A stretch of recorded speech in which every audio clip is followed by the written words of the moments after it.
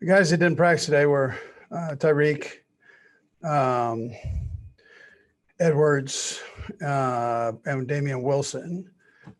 So they're all making progress. Hitch likewise didn't practice. So he's in the protocol, and he's just working through that. So we'll keep you abreast of it, how it goes. All right. Anyways, with that, look forward to the challenge of playing Atlanta, and we know they're a heck of a football team. So record aside, they've had some changes there, and I mean they're playing their tail off. So we'll be ready. We'll be ready for them as we practice throughout this week. With that, time's yours. Go first to Harold Kuntz. Go ahead, Harold. Andy, two quick ones. One, just a little update on Tyreek and Clyde in terms of their status with injury-wise. What was the injury with Tyreek, just to clarify? And then Clyde, do you foresee him maybe trying to make returning for playoffs, kind of situation there with him? Yeah, we're taking Tyreek day by day. So he's got his hamstring tightened up on him a little bit during the game. I think he's going to be fine. I want to make sure that thing gets a rest here today, and then we'll just see how it goes here tomorrow. So if he needs a rest tomorrow, we'll rest him for tomorrow. But he went through the walkthrough and did all that. So I think he's going to be okay. Clyde is a different story. Probably won't have Clyde this week, but he's working at it. I mean, he's ahead of schedule, and that's a good thing. So let's go next to Seren Petro. Go ahead, Seren. Coach, I believe I saw that mathematically you can actually clinch before you take the field. Do you have a scenario of who will sit, who won't sit if you do have that number one seed locked up? Yeah, I don't. I've got the guys ready to go, and that's what we're going to do. I mean, I don't like banking on other people. I've been doing this long enough where you never bank on others, man. Just get it ready. Get you guys ready to go, and we'll take it from there. So, but right now, to answer your question, our guys are getting ready to play. Go next to Pete Sweeney. Go ahead, Pete. Hey, Coach, I know you guys are very close, not trying to jinx anything here, but this may be the last time you have the starters out there. What would you like to see maybe ahead of the playoffs that might make you feel more comfortable for the run here? Yeah, listen, I mean, I haven't really gone there. We're thinking we've got 2 games, and we got to get ready for those games. So against good football teams, that's the way we're approaching it. So, but every week we try to do the best we can, and so it's no different this week. I mean, we're going to try to play the best football we possibly can, and anything less than that, is unacceptable, right? I mean, that's just not where we're at. Go next to Herbie Teope. Go ahead, Herbie. Hey, Coach, good afternoon.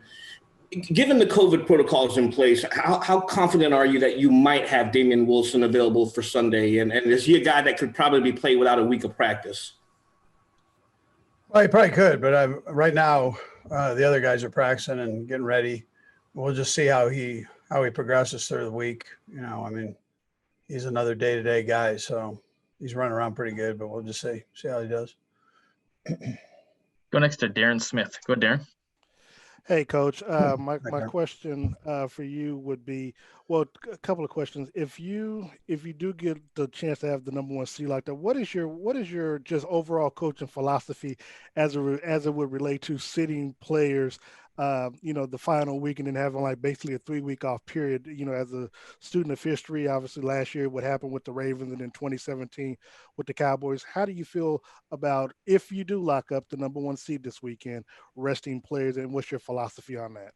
So if you go there, if you go there, then you get your tail kicked, right? So I don't even allow myself to go in that direction. I mean, we've got to maximize ourselves against a team that's playing hard. I mean, they've got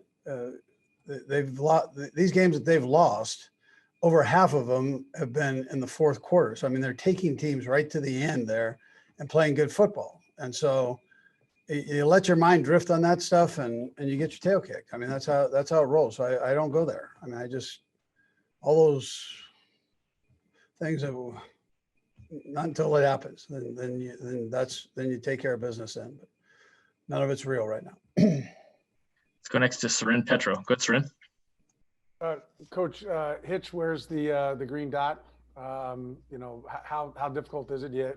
You know, is there any scenario where you can kind of share that, have different helmets, or is it going to be one guy that has that designation?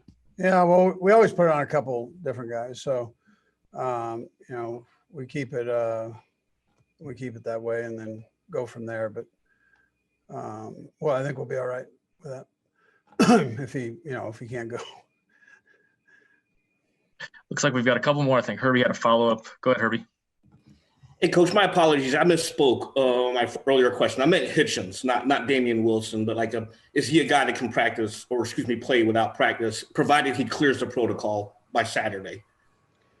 Yeah, no, he could. Yeah, I mean, I tell you, same thing about Damian. You know, both of them are the same deal. They're both real smart guys, if that were the case. So. And let's go next to Matt McMullen. Go ahead, Matt. Hey, Coach. Lots of road games recently. Only one home game in the last month and a half, it seems like. Just how excited are you to get back at Arrowhead for the next two games here? Well, I mean, listen, we love playing in Arrowhead. It's a great venue, even with the limited amount of people that we have in there. They're loud and they get after it. So I wouldn't expect anything different, this game here. But, our players enjoy playing at home. Probably, if you took a survey around the league, that most of the teams would probably say that. So we've got a great stadium and great fans. I think that's all we have for you, Coach. I appreciate the time. Okay, thank you.